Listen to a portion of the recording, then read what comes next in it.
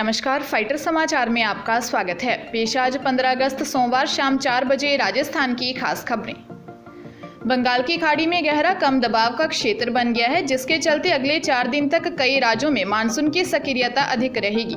उधर राजस्थान में भी इसका असर दिखाई देगा। यहां 15 से 17 अगस्त तक कुछ संभागों में भारी, कहीं अति भारी और एक संभाग में अत्यंत भारी बारिश का अलर्ट जारी किया गया है, जिसके चलते कुछ जिलों में बाढ़ की स्थिति भी बन सकती है।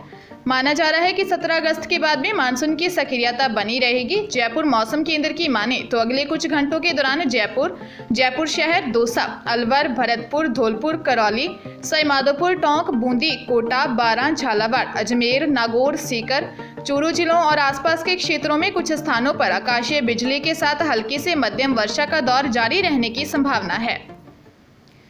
चित्तौड़गढ़ जिले में इन दिनों बारिश के चलते नदी नाले उफान पर हैं। ऐसे में बनास नदी में सांखली पुलिया के पास गड्ढे में डूबने से एक टीचर और उसके दोस्त की मौत हो गई। टीचर की पोस्टिंग राशमी में ही है, जबकि उसके 2 दोस्त अन्य जिलों से आए थे।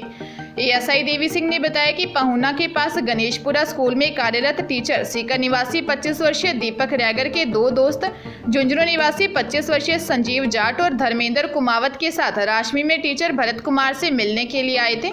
वापस में तीनों एक साथ पहुना की ओर लौट रहे थे। उसी दौरान इन्होंने अपनी कार सांखली पुलिया पर खड़ी की। इसके बाद संजीव कुमार और दीपक कुमार दोनों नहाने के लिए पुलिया से करीब 100 फीट दूर पानी से भरे गड्ढे में उतर गए। दोनों को तैरना भी नहीं आता था। नहाने के दौरान दोनों ही पानी में डूब गए। पुलिस मामले की जांच कर रही है।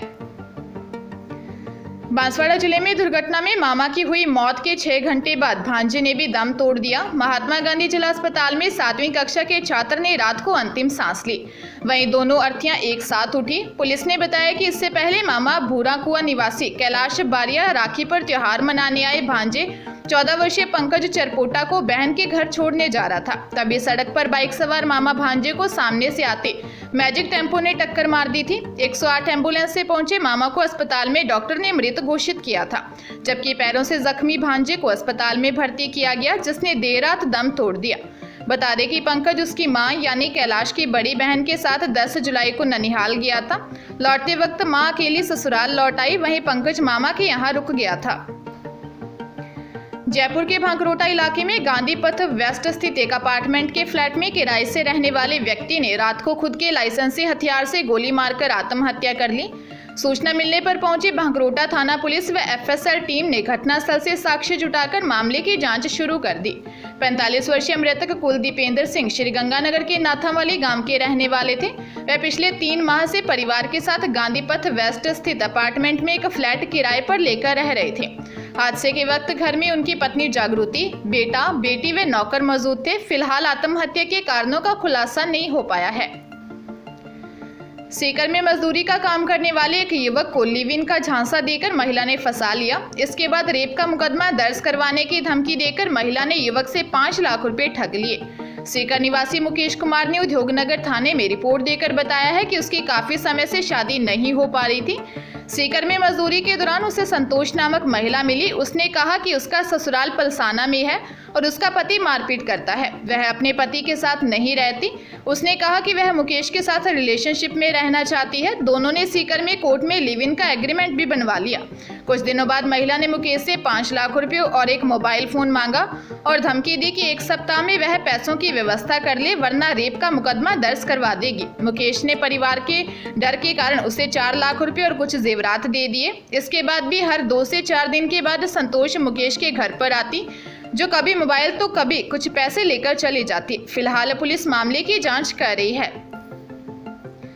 पूर्व मुख्यमंत्री वसुंधरा राजे ने धौलपुर शहर में तिरंगा यात्रा निकाली। तिरंगा यात्रा का शहर में व्यापारियों और लोगों ने जगह जगह स्वागत किया। इस मौके पर पूर्व मुख्यमंत्री वसुंधरा राजे ने लोगों से मिलकर तिरंगे बांटे।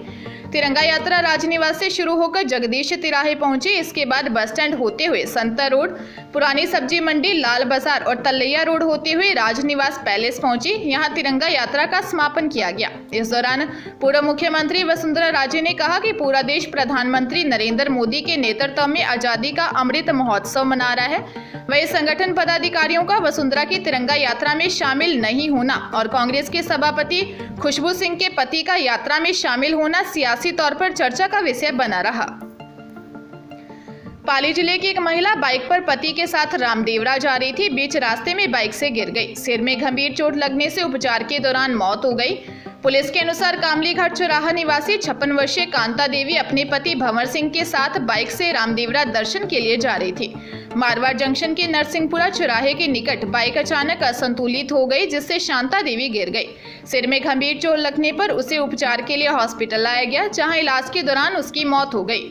महिला की मौत से परिजनों का रो रो कर बुरा हाल हो गया।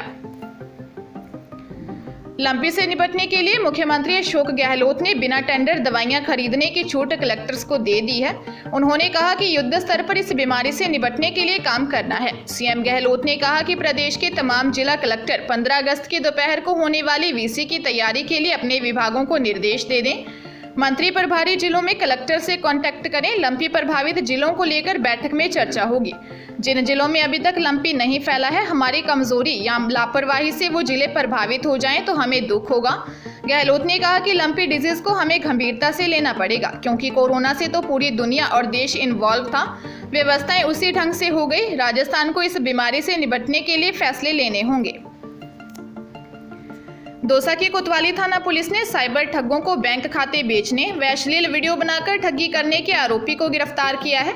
आरोपी कई बैंक खातों में ठगों को किराए पर दे चुका है, जिसके पास से 2 एटीएम कार्ड, 6 बैंक अकाउंट की केवाईसी व 8 सिम कार्ड बरामद हुए हैं। आरोपी दौसा के कई लोगों के बैंक अकाउंट को मेवात से ऑपरेट कर साइबर फ्रॉड के जरिए रुपए का ट्रांजैक्शन करवाता रहा था।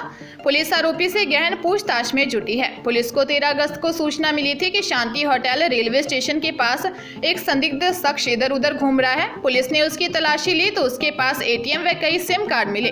पुलिस ने आसिफ मेव को गिरफ्तार कर रिमांड पर लेकर पूछताछ की तो उसने ठगी की वारदातों को अंजाम देना स्वीकार कर लिया।